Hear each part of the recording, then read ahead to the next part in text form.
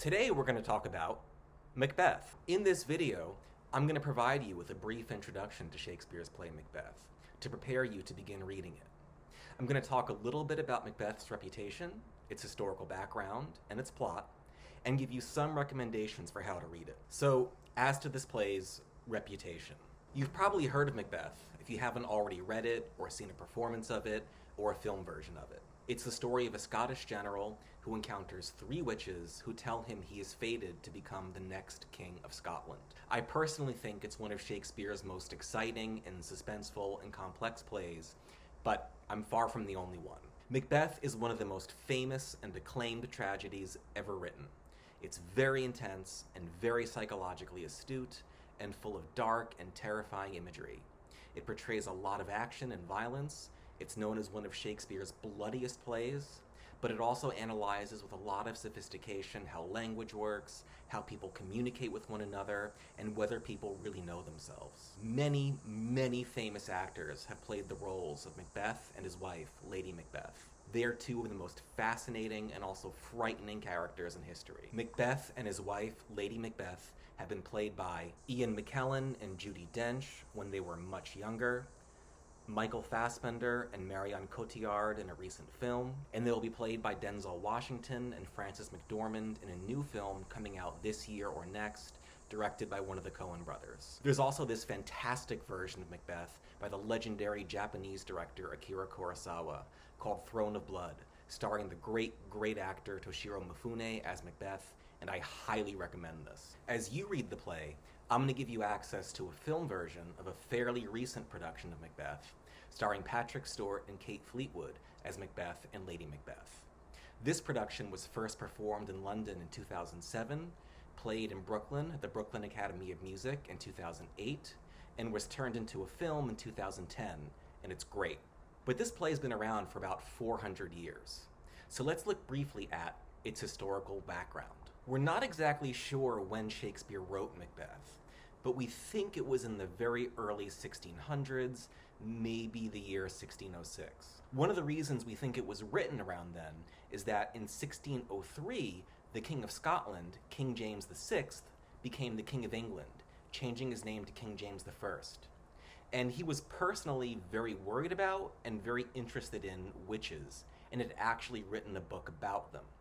For those reasons, Shakespeare, who was by that point a well-known and successful playwright, probably felt it would be a good idea to make a good impression on the new king to write a play set in Scotland that featured witches. Shakespeare actually did not come up with most of his plots.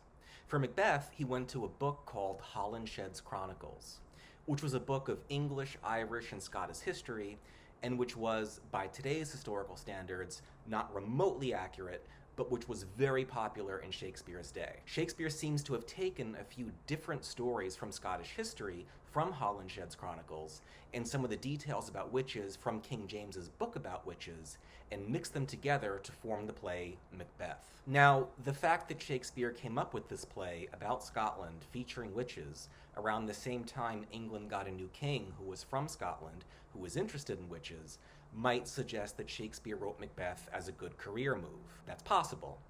But he still produced one of the darkest and most complex stories ever written. So what is the story of Macbeth? Let's take a quick look at the plot.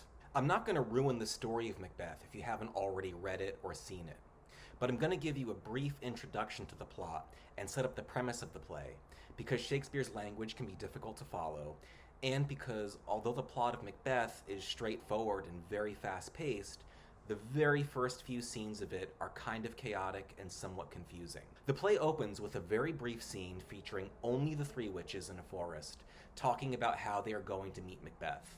The point of this scene is really, I think, just to be ominous, and it is. The next scene takes us into a Scottish military camp, where the King of Scotland, King Duncan, and his son, Malcolm, are waiting to hear news of a battle. A Scottish nobleman named MacDonald is leading a rebellion against King Duncan, and Duncan's army is fighting to try to suppress it. An injured and still bleeding captain of King Duncan's army shows up in the military camp and tells King Duncan that his general, Macbeth, met the rebel MacDonald on the field of battle and unseamed him from the nave to the chops, and fixed his head upon our battlements. Which means that Macbeth cut his body in half and then stuck his head on a pike. This makes King Duncan very happy. A Scottish nobleman then comes to the camp, the Thane of Ross. Scottish noblemen, you should know, are called thanes, and they're known as the Thanes of places, depending upon the name of the land they own. The Thane of Ross shows up and says that in the chaos of the rebellion, the country of Norway tried to invade another part of Scotland, and the Thane of Cawdor betrayed Scotland and joined Norway, but the Scottish army defeated him. King Duncan is again very happy and decides to have the Thane of Cawdor executed for treason. He also decides to reward his general Macbeth by giving Macbeth the Thane of Cawdor's land and title. Macbeth is currently the Thane of Glamis, but the king is going to make him the more prestigious Thane of Cawdor. And that's it. That's the most complicated part of the play Macbeth. The rest of it is very straightforward. The play then turns to Macbeth and his fellow general Banquo wandering in the woods after all these battles. They come across the three witches, and the three witches tell them that Macbeth will become the Thane of Cawdor, which we know, but Macbeth doesn't yet, is really going to happen, and that after that, Macbeth will become the King of Scotland. They also tell them that sometime in the future, Banquo's sons or grandsons or maybe great-grandsons will become the King of Scotland. When Macbeth gets back to his home and tells his wife about what the witches told him, they begin to discuss if Macbeth is fated to become the King of Scotland, does that mean they should maybe think about killing King Duncan? You'll read the rest of the play to find out what they do and what happens. But before you do, I want to talk a little bit about how to read Macbeth. 3 things make reading Shakespeare challenging. His English is 400 years old, his plays are meant to be performed, and his characters speak in very poetic language. I want to talk about how to approach each of these 3 challenges. Although Shakespeare's English is old, and he uses words that we no longer use, and he uses some words differently than we use them today, it's still English, and what you think a character is saying is probably what they're saying. Additionally, the more you read Shakespeare, the more used to his English you get, and the easier it becomes to follow. But to help you out with his English, the edition of the play we're working with does 2 things. The right-hand pages are the text of the play, but on the left hand are explanatory notes. At the beginning of each scene on the left-hand page, the notes summarize what happens in the scene for you. I recommend that you read these summaries, which are really short, first, so you have some orientation as you begin to read the scene. Second, whenever Shakespeare uses a word or phrase we don't really use anymore, the notes on the left-hand page also tell you what Shakespeare probably means. If you get lost on a certain line, go to the left-hand page and there will probably be an explanation. Now, another reason why Shakespeare's language can be unclear is that what you're reading is a script, a blueprint, really, for a performance. And while the dialogue is very rich and complicated, Shakespeare gives very few stage directions. He gives the actors a lot to say, but he does not really tell them what to do. At most, if 2 characters fight each other, Shakespeare will write, "They fight." In one way, this is great because it gives the director a ton of freedom in terms of how they want to stage Shakespeare's plays.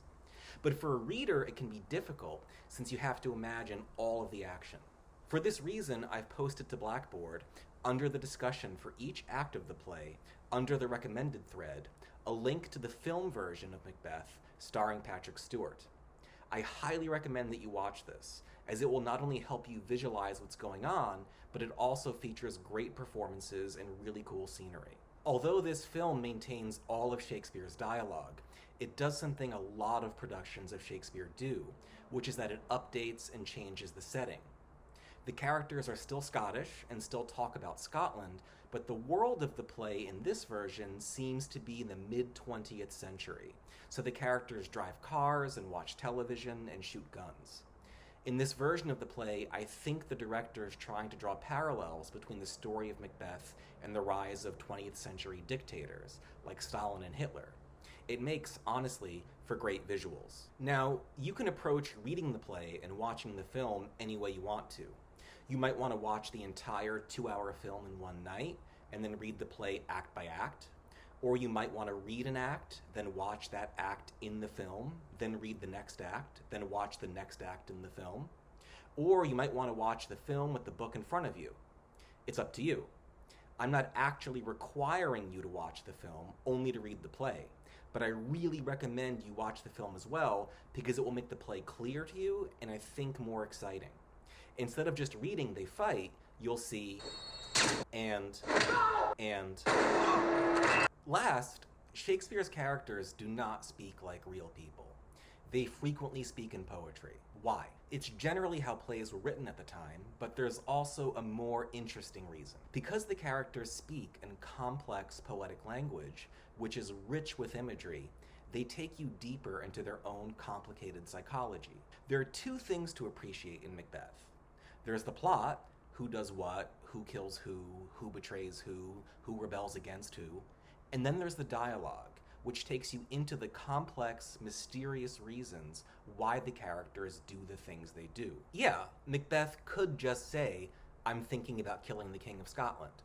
But it gives you a way better sense of the temptation he feels, and it's honestly cooler if instead he hallucinates a little and seems to see a dagger floating in front of him and says to himself, "Is this a dagger which I see before me, the handle toward my hand? Come, let me clutch thee. I have thee not, and yet I see thee still, and on thy blade and dudgeon, gouts of blood." It's in this kind of language that the real interest of the play lies. The plot is exciting, but the play becomes really disturbing, really nightmarish, as its language explores how and why people do horrible things, and how doing those things changes them. That exploration of human psychology and the human capacity for evil is the real reason to read Macbeth.